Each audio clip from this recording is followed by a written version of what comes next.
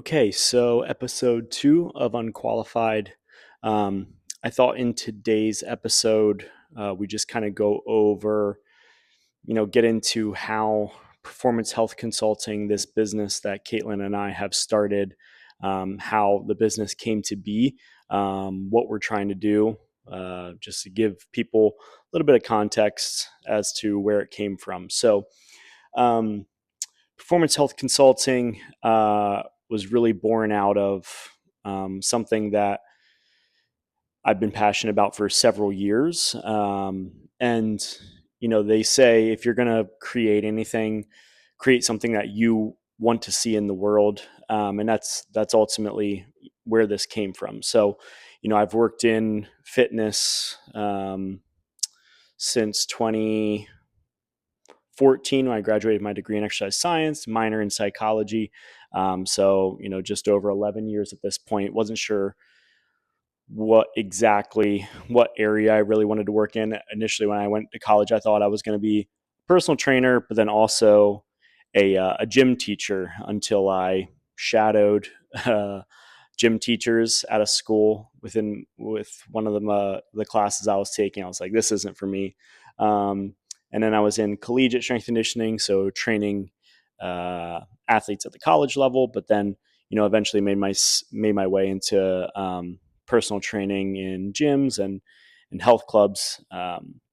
But it was back in about 2017, 2018 when I really started to look around, and it just felt like with our clients and with gyms, like the rat race was always like, how do we get more members? How do we get more people to sign up? Um, how do we focus on retention and all those things are great. They're important for businesses to run. Um, but it felt like the industry was so focused on how do we get people to exercise consistently? How can we make it the best possible experience for them to exercise and come into the gym and do what they need to move? And that's obviously a critical piece, but to look at it from the aspect of exercise is stress on the body. It's not beneficial. It's when you can recover from that exercise that it actually becomes beneficial. So my mind went into, okay, we have these businesses, gyms, studios, all of these, the entire industry built on helping people work out better, add more stress to their body in an effective way. But it seems like we have a disproportionate number of businesses and services that can help people recover from exercise and the stress that's on their body. And, what does that look like? That's nutrition, that's sleep, that's how you deal with stress. It's how you use different recovery tools.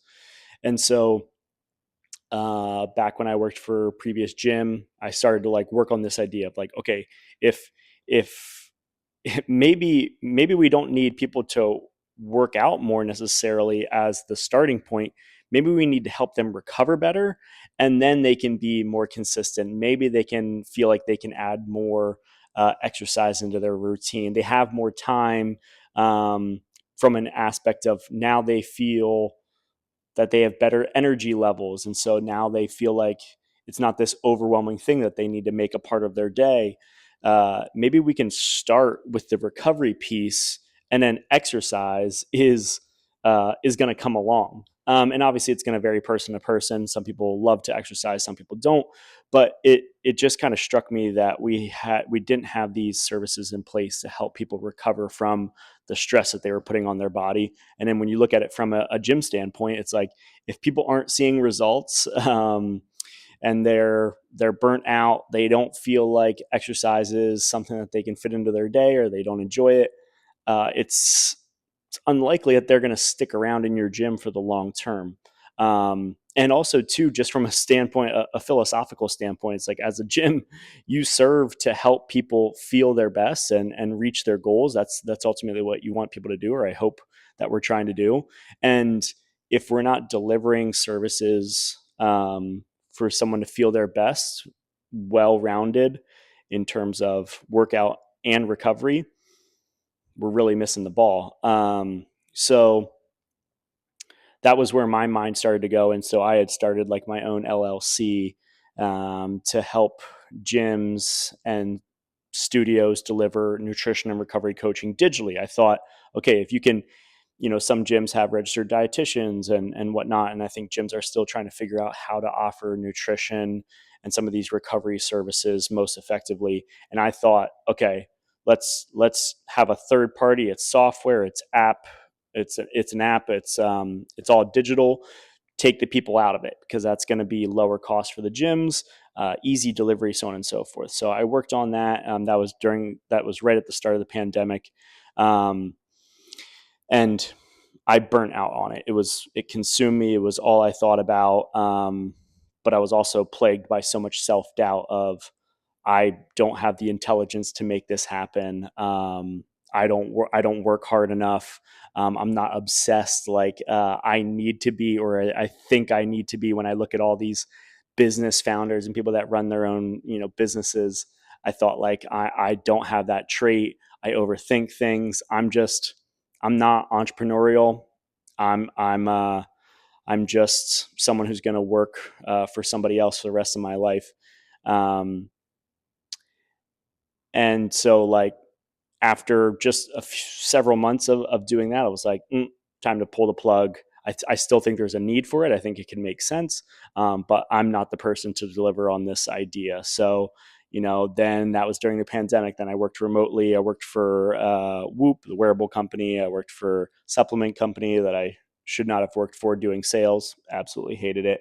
And now I work in uh, I work in a health club, running the fitness department there and also training. But um, and so this whole performance health consulting was, that seed of, okay, we need to understand how we can help people on the recovery side. Like that started several years ago. But I just couldn't figure out what that delivery looked like. And more so, what was deeper to that is now working on this with someone else, which was a critical piece for me, is not just being the sole person working on this. Working with Caitlin, who's been great. We're trying to deliver a resource that helps trainers level up to coaches, and actually, how can we coach behavior? How can we coach mindset? Not only around working out, but stress is a big aspect, nutrition, sleep. How can we coach someone through? And with my background in psychology, I've just always been fascinated by this biopsychosocial model. So the mind drives the body, how we take care of it, provides feedback to our brain health, neurochemistry, all of that, and then the social aspects. And I think within trainers and coaches, being able to connect with people, figuring out ways to ask the right questions to help them understand what blocks that they have that are keeping them from where they want to go. Kind of this combination of the psychology piece and also this recovery piece. So performance health consulting, our main thing is our performance recovery coach certification. That is available for all trainers who are interested in looking at, okay, how can I coach my clients on the things outside of exercise? How can I actually help them make behavioral changes? It's really grounded in this cognitive behavioral approach, motivational interviewing, but also this biopsychosocial approach.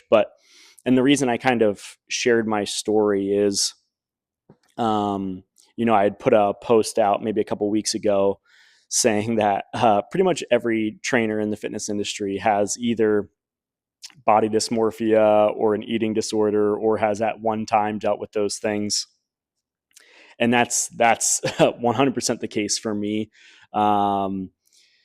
So, eating disorder or disordered eating, however you want to separate those two, starting back in high school, and throughout college, into my adult life.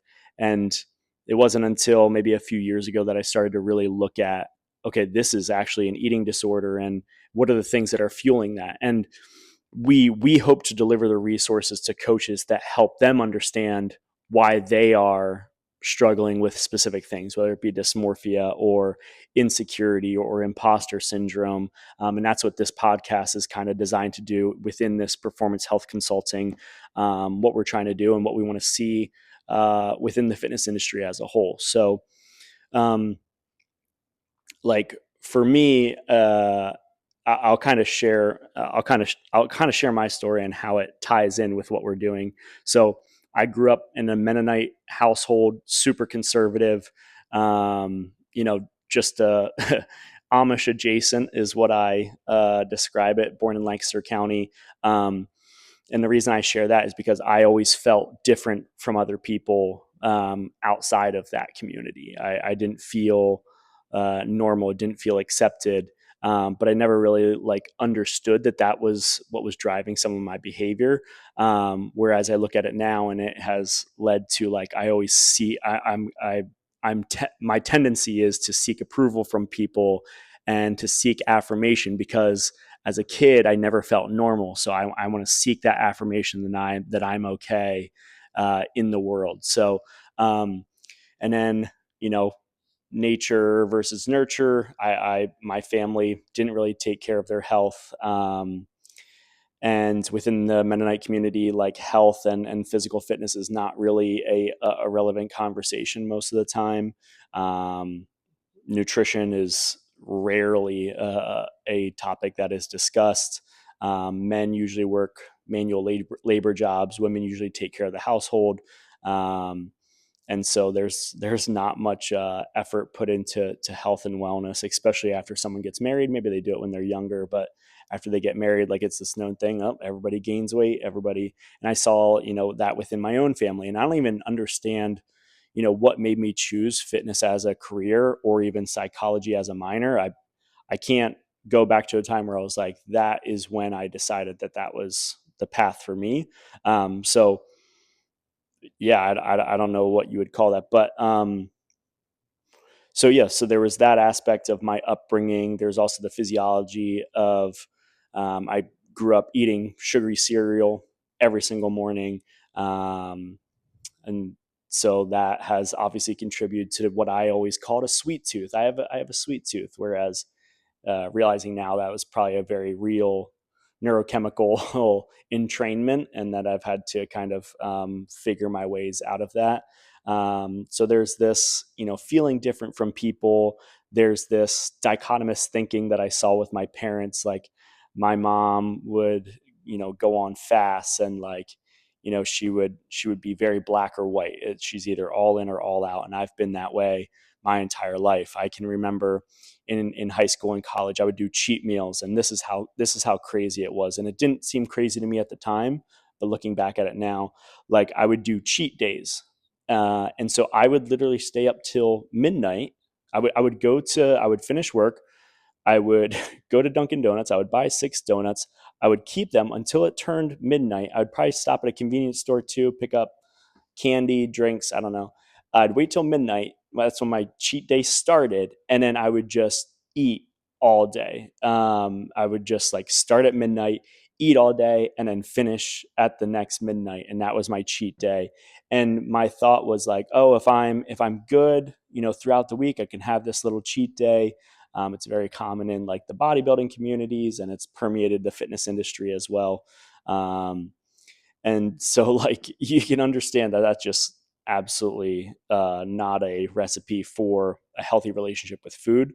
Um, and like I said, I didn't really contemplate that that was problematic in high school and college, but then I got into my adult life and it wasn't making the progress that I wanted to working in the fitness industry. There's a lot of pressure on how you look, and I always want to feel my best, and I would work with clients, and um, I could use exercise as a way to like keep off unwanted weight. I could use it as this tool to counteract my really unhealthy food habits. And I distinctly remember having conversations with clients and them being like, "Oh, you're so disciplined."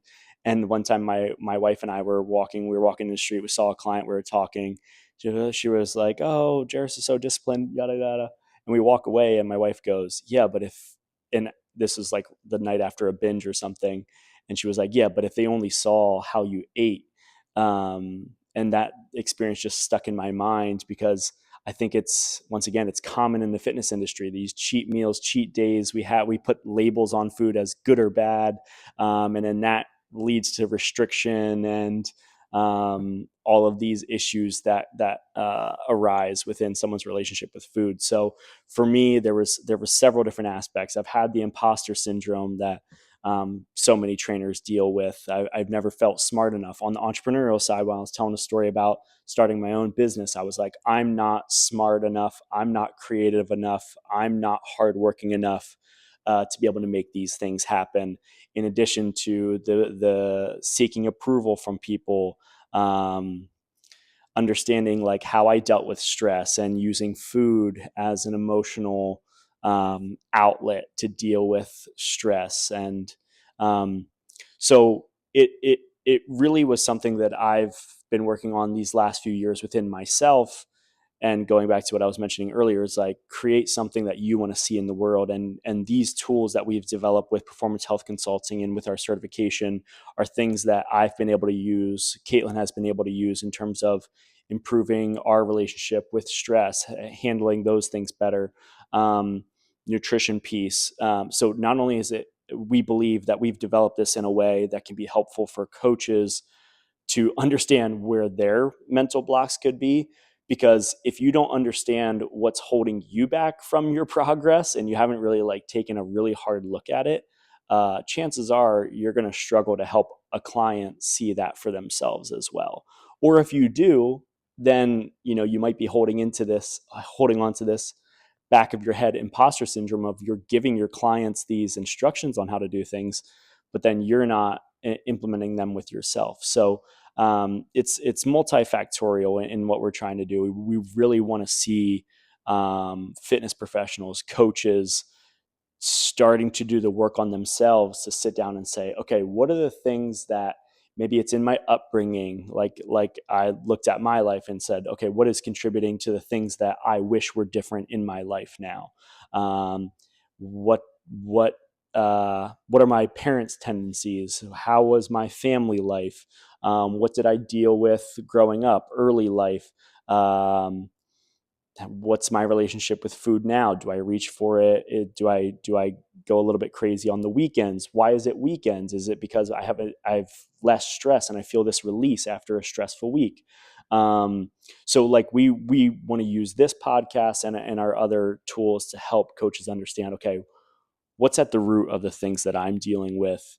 And once you start to get better awareness of what has led you to where you are at now, then you can start to have the resources to coach clients up as well, because then you can start to ask those questions of, yeah, what does food look like for you, or how was food a piece of your life growing up, and having those conversations with clients to help them start to unveil those things. How do you respond with stress? What's the stress that you're dealing with right now?